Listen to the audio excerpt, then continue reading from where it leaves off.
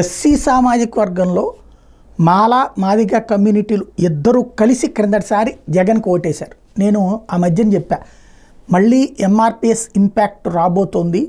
మందకృష్ణ మాదిగ ఎప్పుడైతే మళ్ళీ వర్గీకరణ నినాదానికి సంబంధించి స్వయంగా నరేంద్ర మోడీ ఇన్వాల్వ్ కావడం, నరేంద్ర మోడీ స్వయంగా వచ్చి హైదరాబాద్లో జరిగిన సభలో పార్టిసిపేట్ చేయడం, ఆ సందర్భంగా కృష్ణమాదిగ కంటతడి పెట్టడం, దగ్గరికి తీసుకుని ఓదార్చినటువంటి నరేంద్ర మోడీ, ఆ తర్వాత అదే భారతీయ జనతా పార్టీ వచ్చి తెలుగుదేశం పార్టీతో పొత్తు పెట్టుకోవడం, ఈవెన్ తెలంగాణలో కూడా మాదిగ సామాజిక వర్గం బీజేపీని ఓన్ చేసుకుంది. అసెంబ్లీ ఎన్నికల్లో ఆ ఫలితం కనిపించింది పర్సంటేజ్ పెరగడంలో. అలాగే ఆంధ్రప్రదేశ్లో కూటమికి వీళ్ళు జట్టుగా నిలవబోతున్నారు అన్నటువంటి విషయం ఇంతకుముందే ప్రస్తావించారు. ఇప్పుడు అదే జరిగింది. మాదిగ సామాజిక వర్గం టోటల్గా ఎస్సీ నియోజకవర్గాల్లో మాదిగ సామాజిక వర్గం నుంచి 14 మంది గెలిచారు టోటల్గా. ఇందులో 13 మంది తెలుగుదేశం పార్టీ నుంచినే గెలవడం అన్నటువంటి విశేషం.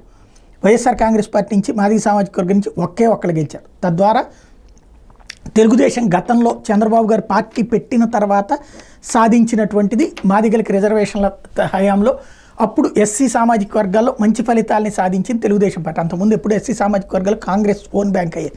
అట్లాంటి చోట్ల చీల్చి సాధించగలిగారు.